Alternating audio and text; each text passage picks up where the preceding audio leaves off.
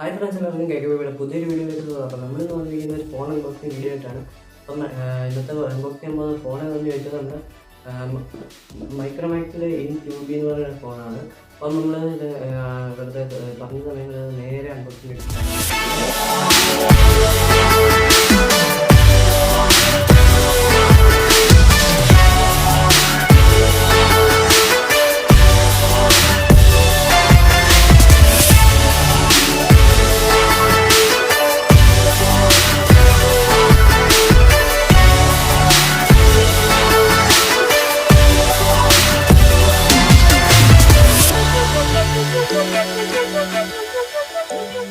Okay friends, അപ്പോൾ ഇതാണ് നമ്മുടെ മൈക്രോമാക്സ് 𝑖𝑛2Bയുടെ ബോക്സ് വരുന്നത്. അപ്പം ഇതിൻ്റെ പുറത്ത് എന്തൊക്കെയാണ് കൊടുത്തിരിക്കുന്നതെന്ന് നോക്കാം. അപ്പോൾ സൈഡിൽ നമുക്കിവിടെ ഇന്നിൻ്റെ ബ്രാൻഡിങ് കാണുന്നതാണ്.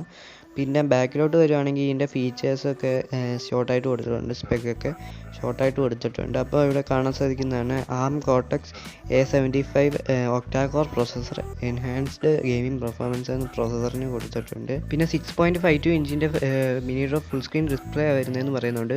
പിന്നെ 13+2 MB ഡുവൽ ക്യാമറ വരുന്നുണ്ട്. പിന്നെ 5000 mAh ബാറ്ററി, സ്റ്റോക്ക് ആൻഡ്രോയിഡ് ആണെന്ന് കാണിക്കുന്നുണ്ട്. പിന്നെ QR കോഡ്, പിന്നെ 2B മോഡൽ നമ്പർ, പിന്നെ വേരിയൻറ്റ് 6GB 64GB ആണ് എടുത്തിരിക്കുന്നത്. പിന്നെ മൈക്രോമാക്സിൻ്റെ ലോഗോയും ഉണ്ട്. പിന്നെ സൈഡിൽ അതുപോലെ തന്നെ ഇന്നിൻ്റെ ബ്രാൻഡിങ്. താഴെ ഫോണിൻ്റെ ബേസിക് ഡീറ്റെയിൽസും MRP ഒക്കെ കൊടുത്തിട്ടുണ്ട്. MRP ഇവിടെ കൊടുത്തിരിക്കുന്നത് 11,919 ആണ്. പക്ഷേ റിയൽ പ്രൈസ് വേറെയാണ്. മണ്ടയ്ക്ക് കുറച്ച് റെഗുലേറ്ററി ഇൻഫോസ്. നമുക്കിനി ഇത് അൺബോക്സ് ചെയ്ത് നോക്കാം.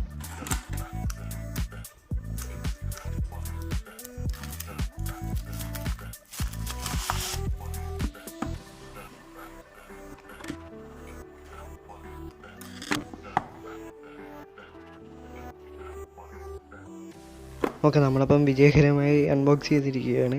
അപ്പം ആദ്യം തന്നെ നമുക്ക് ബോക്സിൽ കിട്ടുന്ന ഒരു വാറൻറ്റി റിലേറ്റഡ് ആയിട്ടുള്ളൊരു കാർഡാണ്.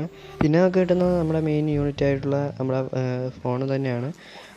ഫോൺ നമുക്കൊന്ന് എടുക്കാം. ഫോണിപ്പം നമുക്ക് നോക്കുന്നില്ല, നമുക്ക് ബാക്കിയുള്ള കാര്യങ്ങൾ നോക്കാം. അപ്പോൾ അതങ്ങോട്ട് നമുക്ക് സൈഡിലോട്ട് മാറ്റി വെക്കാം ഫോണ്. ഓക്കെ, അത് കഴിഞ്ഞ് നമുക്ക് താഴത്തെ കമ്പാർട്ട്മെൻറ്റിലൊക്കെ വരികയാണെങ്കിൽ അവിടെ ഒരു ബോക്സ് പോലത്തെ സംഭവമാണ്. അതിനകത്താണ് നമ്മുടെ സിം എജക്ട് ടൂളൊക്കെ കാണുന്നത്. സാധാരണ എല്ലാ ഫോണിലേക്ക് ഇട്ട് അതിനകത്തൊരു നമ്മുടെ സിലിക്കൺ കേസും കാണുന്നതാണ്. ഒരു ട്രാൻസ്പെറൻ്റ് ആയിട്ടുള്ള ഒരു ഫോൺ കേസാണ് ഇവിടെ കൊടുത്തിരിക്കുന്നത്. ആ ഫോൺ കേസിനകത്ത് തന്നെയാണ് നമ്മുടെ യൂസർ മാനുവലും പിന്നെ ഒരു സ്ക്രീൻ പ്രൊട്ടക്ടറും കൂടെ അതിൻ്റെ കൂടെ തരുന്നുണ്ട്. ഇത് ചില ഫോണിലൊന്നും ഇപ്പം കാണാറില്ല, അല്ലാതെ ഈ ഒട്ടിച്ച് തന്നെയാണ് വരുന്നത്. ഇപ്പം ഇത് നമുക്ക് സെപ്പറേറ്റ് ആയിട്ട് തന്നിട്ടുണ്ട്. പ്ലാസ്റ്റിക്കിൻ്റെ ഓർഡിനറി ലോക്കൽ സ്ക്രീൻ പ്രൊട്ടക്ടറാണ്. പിന്നെ നമ്മുടെ യൂസർ ഗൈഡ് ഉണ്ട്, യൂസർ മാനുവൽ കുറേ പേജുണ്ട്. ഇതൊക്കെ ആരും വായിക്കാനത്.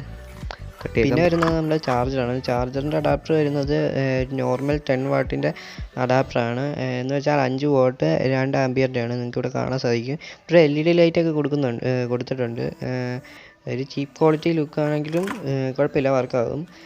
പിന്നെ ഒരു USB Type-C കേബിളാണ് നമുക്ക് ഇവിടെ കിട്ടുന്നത്. Type-C ആണ് ഇതിൻ്റെ പോർട്ട് വരുന്നത് ഫോണിൻ്റെ.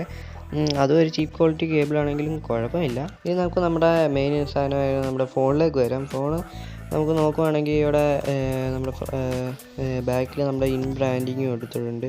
പിന്നെ സിമ്മിൻ്റെ കാര്യമൊക്കെ കുറച്ച് കൊടുത്തിട്ടുണ്ട്, ഡെഡിക്കേറ്റഡ് സിം ആണെന്നും അങ്ങനെ കുറച്ച് കാര്യങ്ങളൊക്കെ. അതിനൊക്കെ നമുക്ക് പിന്നെ വരാം. അതിന് തന്നെ നമുക്ക് ഈ പ്ലാസ്റ്റിക് റാപ്പ് ഒന്ന് കളയാം.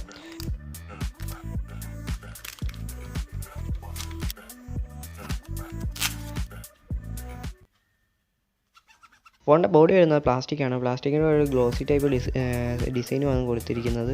പിന്നെ നമ്മളിവിടെ ഫുൾ സ്ക്രീൻ ഡിസ്പ്ലേ കാണാം, നോച്ചോട് കൂടിയത്. ഇനി നമുക്കിവിടെ എന്തൊക്കെയാണ് സൈഡിലും ഫ്രണ്ടിലും ഒക്കെ ആയിട്ട് നോക്കാം. ഫ്രണ്ടിൽ നമുക്ക് ആദ്യം തന്നെ നമ്മുടെ ഈ നോച്ച്ഡ് ക്യാമറ കാണാൻ സാധിക്കുന്നതാണ്.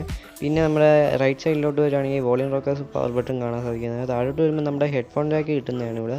പിന്നെ ഒരു മൈക്കും കാണാം, ഒരു Type-C പോർട്ടും കാണാം. ലെഫ്റ്റ് സൈഡിലേക്ക് വരുവാണെങ്കിൽ ഇവിടെ പ്രത്യേകിച്ചൊന്നുമില്ല, സിം ട്രേ മാത്രമാണുള്ളത്. പക്ഷേ നേരത്തെ മോഡൽ 𝑖𝑛1Bയിൽ ഒരു ഗൂഗിൾ അസിസ്റ്റൻ്റ് ബട്ടണും കൂടെ ഉണ്ടായിരുന്നു. ഇതിനകത്തതില്ല. മണ്ടക്കേട്ട് വരുവാണെങ്കിലും ഒന്നുമില്ല, പ്രത്യേകിച്ച് സെക്കൻഡറി മൈക്കൊന്നുമില്ല. ബാക്കിലേക്ക് വരുവാണെങ്കിൽ നമ്മുടെ ക്യാമറ മോഡ്യൂൾസ് എല്ലാം നമുക്ക് ഇവിടെ കാണാൻ സാധിക്കുന്നതാണ്. 2 MBയുടെ ഡെപ്ത് സെൻസറും 30 MBയുടെ നമ്മുടെ മെയിൻ സെൻസറും ഒരു LED മോഡ്യൂൾ അടങ്ങുന്ന LED ഫ്ലാഷും ഫിംഗർ പ്രിൻറ്റ് സെൻസറും ബാക്കിലാണ് നമ്മുടെ സ്പീക്കറും ലഭിക്കുന്നത്. ഓക്കെ, അപ്പോൾ ഞാനിനി ഇതിൻ്റെ ഇനീഷ്യൽ ബൂട്ടും ഇതിൻ്റെ സെറ്റപ്പും ഒക്കെ ചെയ്യാൻ പോവുകയാണ്.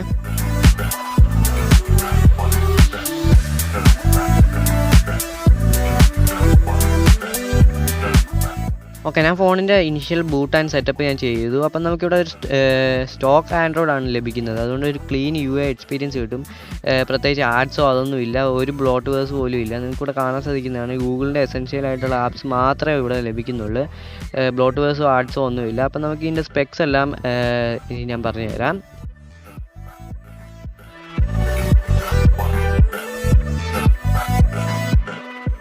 ഈ ഫോൺ മെയിനായിട്ട് അവൈലബിൾ ആയിട്ടുള്ള 2 വേരിയൻറ്റിലാണ്. ഒരു 4GB RAM 64GB ROM വേരിയൻറ്റും പിന്നെ ഒരു 6GB RAM 64GB ROM വേരിയൻറ്റുമാണ് ഈ ഫോൺ നമുക്ക് ലഭിക്കുന്നത്. ഇതിൻ്റെ പ്രൊസസ്സർ വരുന്നത് 2 1.8 GHz കോർട്ടെക്സ് A75ഉം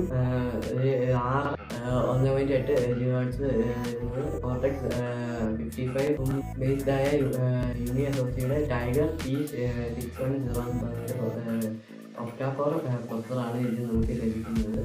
പ്രൊസസ്സറിൻ്റെ GPU നമുക്ക് ലഭിക്കുന്ന ARM ബേസ്ഡ് ആയിട്ടുള്ള മാലിക് G52 ആണ് ഇതിന് നമുക്ക് ലഭിക്കുന്നത്.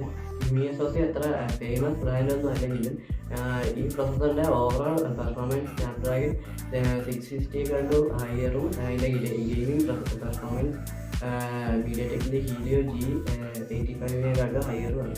ROM വരുന്നത് 64GB മാത്രമാണ്. 128GB ഒരു വേരിയൻറ്റും കൂടെ ഉണ്ടായിരുന്നെങ്കിൽ നല്ലതായിരുന്നു.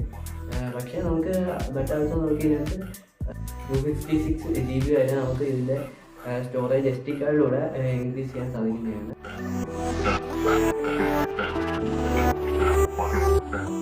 സ്റ്റോറേജ് ഞാൻ നേരത്തെ പറഞ്ഞ പോലെ 64GB വേരിയൻറ്റ് മാത്രമാണ് ലഭിക്കുന്നത്. സ്റ്റോറേജ് വരുന്നത് eMMC 5.1 ആണ്. ഞാൻ ആദ്യം പറഞ്ഞ പോലെ തന്നെ 256GB വരെയാണ് നമുക്ക് ഈ SD കാർഡ് എക്സ്റ്റെൻഡ് ചെയ്യാൻ പറ്റുന്നത്.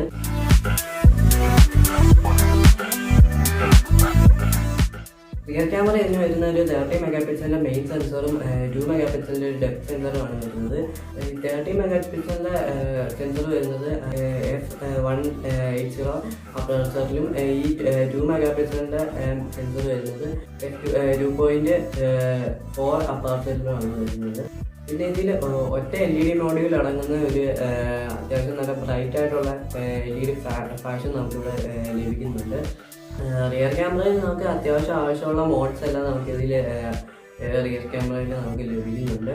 ഇനി ഫ്രണ്ട് ക്യാമറയിലേക്ക് വരികയാണെങ്കിൽ ഒരു 5 മെഗാപിക്സലിൻ്റെ f2.2 അപ്പർച്ചർ വരുന്ന ഒരു ഒറ്റ സെൻസർ മാത്രമാണ് നമുക്ക് ലഭിക്കുന്നത്. ഡെഡിക്കേറ്റഡ് ആയിട്ട് ഫ്ലാഷ് ഒന്നും നമുക്കിതിൽ ലഭിക്കുന്നില്ല. നമ്മുടെ ക്യാമറ ആപ്പിലെ സ്ക്രീൻ ഫ്ലാഷ് തന്നെ നമ്മൾ യൂസ് ചെയ്യണം. ഫ്രണ്ട് ക്യാമറയിലും നമുക്ക് അത്യാവശ്യം ആവശ്യത്തിനുള്ള മോഡ്സ് എല്ലാം നമുക്ക് ലഭിക്കുന്നുണ്ട്. ഫ്രണ്ട് ക്യാമറയിലും ബാക്ക് ക്യാമറയിലും നമുക്ക് കിട്ടുന്ന 1080p 30 FPS ആണ് മാക്സ് നമുക്ക് റെക്കോർഡ് ചെയ്യാനും വീഡിയോ റെക്കോർഡ് ചെയ്യാൻ പറ്റുന്ന ക്വാളിറ്റി സെറ്റിങ്സ്.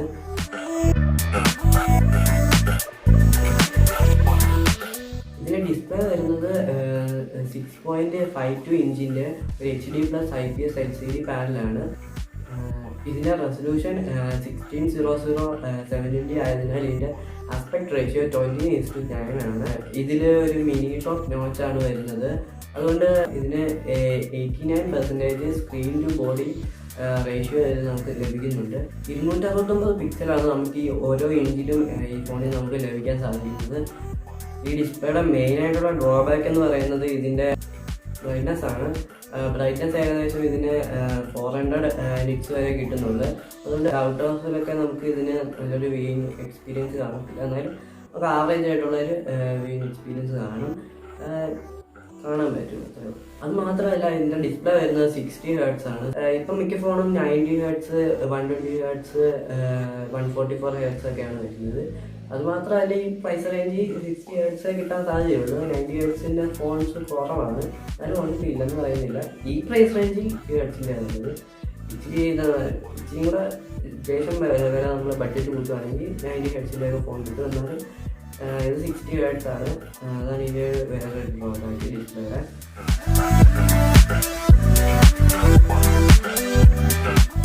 ഇതിൻ്റെ ബാറ്ററി വരുന്ന 5000 mAh ആണ്. ഫുൾ ചാർജ് 15 മണിക്കൂർ വീഡിയോ സ്ട്രീമിങ്ങും 20 മണിക്കൂർ വെബ് സർഫ് ചെയ്യാനും പിന്നെ 50 മണിക്കൂർ ടാക്ടിങ്ങും പിന്നെ 160 മണിക്കൂർ മ്യൂസിക് പ്ലേബാക്കും പിന്നെ ഒരു മാസം വരെ നമുക്കിത് സ്റ്റാൻഡ് ബൈ ആയിട്ടും നമുക്ക് ഈ ബാറ്ററിയിൽ നമ്മുടെ ഈ ഫോൺ പ്രവർത്തിപ്പിക്കാവുന്നതാണ്. നോർമൽ യൂസിൽ നമുക്കിത് ഈ ഫോണിൽ ഒരു ദിവസത്തിന് മണ്ടയ്ക്ക് നമുക്ക് ഇതിനകത്ത് ബാറ്ററി ബാക്കപ്പ് കിട്ടുന്നതാണ്. ഗെയിമിംഗ് ആണെങ്കിൽ ഫുൾ ചാർജ് നമുക്കിത് രാവിലെ തൊട്ട് വൈകിട്ട് വരെയൊക്കെ നമുക്ക് നോൺ സ്റ്റോപ്പ് ഗെയിം എൻജോയ് ചെയ്യാൻ സാധിക്കുന്നതാണ്. പിന്നെ ചാർജിങ് ആണെങ്കിൽ ഇതിൻ്റെ കൂടെ വരുന്നത് ഒരു നോർമൽ 10 വാട്ട് ചാർജറാണ്. അപ്പോൾ 10 വാട്ട് വരെയാണ് നേറ്റീവ്ലി ഈ ഫോൺ സപ്പോർട്ട് ചെയ്യുന്നത് ചാർജിങ്. 0 to 100 നമുക്ക് 2 മണിക്കൂറിനുള്ളിൽ ഈ ഫോൺ ചാർജ് ചെയ്യാൻ നമുക്ക് കിട്ടുന്നതാണ്.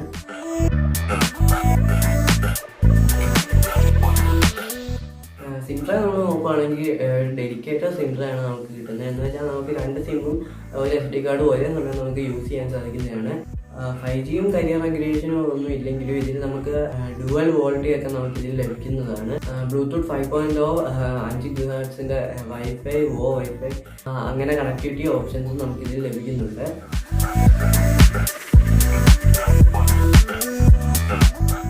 സോഫ്റ്റ്വെയർ ആണ് ഇതിൻ്റെ മെയിൻ ആയിട്ടുള്ള അട്രാക്ഷൻ. ലേറ്റസ്റ്റ് ആയിട്ടുള്ള സ്റ്റോക്ക് Android 11 ആണ് നമുക്ക് ഇതിൽ ലഭിക്കുന്നത്. അതുകൊണ്ട് നമുക്ക് 2 ഇയേഴ്സിൻ്റെ അപ്ഡേറ്റ് ഗ്യാരണ്ടി ഈ ഫോണിനുണ്ട്. അപ്പം നമുക്ക് Android 13, 14 വരെ സെക്യൂരിറ്റി അപ്ഡേറ്റ്സും മറ്റേ അപ്ഡേറ്റ്സും എല്ലാം സുഖമായിട്ട് ലഭിച്ചേക്കാം. ഇതിൽ സ്കിന്നോ UIയോ പ്രത്യേകിച്ച് ഒന്നുമില്ല. ഇത് സ്റ്റോക്ക് Android ആണ്. അപ്പം നമുക്കൊരു കംപ്ലീറ്റ്ലി ക്ലീൻ ആയിട്ടുള്ള ഒരു എക്സ്പീരിയൻസ് ആയിരിക്കും നമുക്ക് ഇതിൽ ലഭിക്കുന്നത്. അപ്പോൾ ഇതിനകത്ത് അനോയിങ് ആയിട്ട് ആർട്സ് ഒന്നുമില്ല, പിന്നെ വേറെ ഒന്നും അനോയിങ് ആയിട്ടുള്ള ഒരു കാര്യമില്ല മറ്റു ഫോണുകളെ അപേക്ഷിച്ച്. കാരണം ഇത് സ്റ്റോക്ക് Android ആണ്. സ്റ്റോക്ക് Android ആയതുകൊണ്ട് ഇതിൽ ബ്ലോട്ട്വെയർസ് ഒന്നും ഇല്ല. ഓൺലി ഗൂഗിളിൻ്റെ എസെൻഷ്യൽ ആയിട്ടുള്ള ആപ്ലിക്കേഷൻസ് മാത്രമാണുള്ളത്. ഇതിൽ നിങ്ങൾക്ക് അതും വേണ്ടെങ്കിൽ നിങ്ങൾക്ക് അതും അൺഇൻസ്റ്റാൾ ചെയ്യാൻ സാധിക്കുന്നതാണ്. സ്റ്റോക്ക് Androidൻ്റെ എല്ലാ ഫീച്ചേഴ്സും നമുക്ക് ഈ ഫോണിൽ നമുക്ക് ലഭിക്കുന്നതാണ്.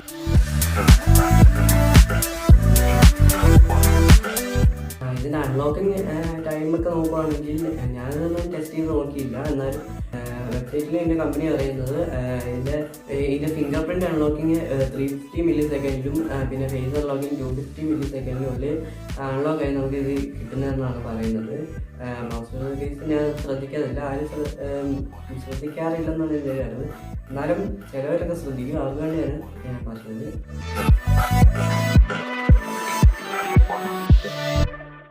ഡിസൈൻ നോക്കുകയാണെങ്കിൽ ഇതിനത്ര പറയാൻ വേണ്ടിയൊന്നുമില്ല. എന്നാലും plastic bag, finger print placement എല്ലാം ഓക്കെയാണ്. പക്ഷേ ഇതിൻ്റെ മെയിൻ സ്പീക്കർ വരുന്നത് ബാക്ക് ഫേസ്ഡ് ആയിട്ടാണ്. അപ്പോൾ ഒരു മാക്സിമം സൗണ്ട് എക്സ്പീരിയൻസ് നമുക്ക് മോസ്റ്റ് ഓഫ് ദ കേസ് കാണത്തില്ല. ഇതിൻ്റെ ഡിസൈൻ റെഡ്മി ആൻഡ് പവറുമായിട്ട് ഏകദേശം സിമിലർ ആണെങ്കിലും ചെറിയ വേരിയേഷൻസ് ഒക്കെ ഉണ്ട്. ഇതിൻ്റെ തിക്നെസ് വരുന്നത് 9 mm ആണ്. അതുപോലെ തന്നെ ഇതിൻ്റെ വെയിറ്റ് 190 grams ആണ്. അത്യാവശ്യം ലൈറ്റ് വെയിറ്റ് ആണ്. ഓക്കെ, അപ്പോൾ ഇതൊക്കെയായിരുന്നു ഈ മൈക്രോമാക്സ് ഇൻ 2B ഫീച്ചേഴ്സും സ്പെക്സും എല്ലാം കൂടെ. അപ്പം ഓവറോൾ പറയുകയാണെങ്കിൽ ഈ ബഡ്ജറ്റ് കിട്ടാവുന്ന മാക്സ് ഫീച്ചേഴ്സും ക്വാളിറ്റീസും എല്ലാം ഈ ഫോണിലുണ്ട്. ക്യാമറയിൽ കോംപ്രമൈസ് ചെയ്തിട്ട് മാക്സ് പെർഫോമൻസിൽ ഫോക്കസ് ചെയ്ത ഒരു ഫോണാണ് ഇത്. ഓൺലൈൻ ക്ലാസ്സിൽ ഫോൺ എടുക്കുന്നവർക്കും കുറഞ്ഞ ബഡ്ജറ്റ് ഏറ്റവും നല്ല ഫീച്ചേഴ്സ് ഉള്ള ഫോൺ എടുക്കുന്നവർക്കും ഞാൻ ഈ ഫോൺ റെക്കമെൻഡ് ചെയ്യുന്നു. ആവശ്യത്തിന് ഗെയിമിങ്ങും ചെയ്യാവുന്നതുകൊണ്ട് ഇത് ലോ ബഡ്ജറ്റ് ഗെയിമേഴ്സിനും ഇത് നല്ലൊരു ഓപ്ഷനാണ്. ഓക്കെ, അപ്പോൾ ഇത് അവൈലബിൾ ആയിട്ടുള്ളത് മൈക്രോമാക്സിൻ്റെ വെബ്സൈറ്റിലും പിന്നെ ഫ്ലിപ്കാർട്ടിലുമാണ് ഇപ്പോൾ ഈ ഫോൺ അവൈലബിൾ ആയിട്ടുള്ളത്. അപ്പോൾ ഇതിൻ്റെ 4GB 64GB വേരിയൻറ്റിൻ്റെ പ്രൈസ് എന്ന് പറയുന്നത് 8,499 രൂപയാണ്. പിന്നെ ഇതിൻ്റെ 6GB 64GB വേരിയൻറ്റിന് വരുന്നത് ഇപ്പോഴത്തെ പ്രൈസ് 9,499 രൂപയാണ്. അപ്പം ഇത് ഒരു 500 രൂപ പ്രൈസായിട്ടുണ്ടായിരുന്നു. ഞാൻ നേരത്തെ നോക്കി വെച്ചപ്പം ഇതിന് 500 രൂപ കുറവായിരുന്നു. ഇപ്പം കൂടിയായിരുന്നു സ്റ്റോക്ക് ഔട്ടായിട്ട്. ഇപ്പം എന്താണ് അവസ്ഥ, ഈ വീഡിയോ ഷൂട്ട് ചെയ്യുമ്പോഴുള്ള വിലയാണ് ഞാൻ പറയുന്നത്. പിന്നുള്ള വില മാറ്റമുണ്ടെങ്കിൽ താഴെ ഡിസ്ക്രിപ്ഷനിലൊക്കെ കാണുമായിരിക്കും. പിന്നെ ഈ ഫോൺ വരുന്നത് 3 കളർ ഓപ്ഷൻസിലാണ്. ബ്ലാക്ക്, ബ്ലൂ, ഗ്രീൻ 3 കളർ ഓപ്ഷൻസിലാണ്. ഞാനിപ്പം നമ്മുടെ കണ്ട പോലെ തന്നെ ഞാൻ എടുത്തിരിക്കുന്ന ബ്ലാക്ക് ഓപ്ഷനാണ്. 6GB 64GB വരുന്നത്. നല്ലൊരു ഓപ്ഷൻ അതായിരുന്നു. നിങ്ങൾക്ക് ഏതാണ് നല്ലതായിട്ട് തോന്നിയത് താഴെ കമന്റ് ബോക്സിൽ രേഖപ്പെടുത്തുക. അപ്പം ഇതായിരുന്നു ഇന്നത്തെ വീഡിയോ.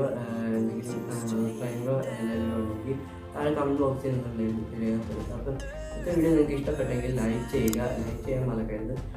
പിന്നെ ഇതുപോലത്തെ കണ്ടൻസ് ഇനിയും വരാൻ സാധ്യതയാണ് ഈ ചാനലിൽ തന്നെ ആയിരിക്കും. അപ്പം ഇനി ഇതുപോലത്തെ കണ്ടൻസ് ഈ ചാനലിൽ വരുന്നതായിരിക്കും.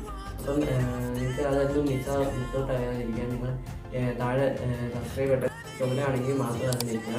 അതിനുശേഷം ഇപ്പോഴത്തെ ഒരു ബെൽ ബട്ടൺ വരുന്നതായിരിക്കും. ആ ബെൽ ബട്ടണിനെ കിട്ടിയിട്ട് അതിനകത്ത് ഓൾ എന്ന ഓപ്ഷൻ ചെയ്യും. അത് ചെയ്താൽ മാത്രമേ ഞാൻ ഇങ്ങനത്തെ കണ്ടൻറ്റൊക്കെ ഇടുമ്പോൾ നിങ്ങൾക്ക് നോട്ടിഫിക്കേഷൻ ആയി ലഭിക്കുകയും പിന്നെ അത് നിങ്ങൾക്ക് അതിൽ നിന്ന് ആ വീഡിയോ കാണുകയും ചെയ്യാൻ പറ്റും. അപ്പം ഈ വീഡിയോ ഷെയർ ചെയ്ത് മറ്റുള്ളവരിലേക്ക് എത്തിച്ച് അവർക്കും ഇതിനെക്കുറിച്ചുള്ള അറിവ്.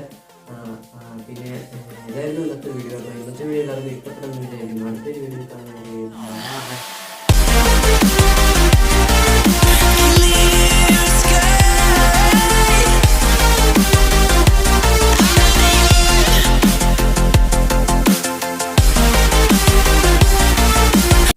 ഇതിൻ്റെ ബാക്കിലൊരു സ്റ്റിക്കറും കൂടെ ഉണ്ടായിരുന്നു, പക്ഷേ അത് നമ്മൾ ഇളക്കാൻ മറന്നുപോയി.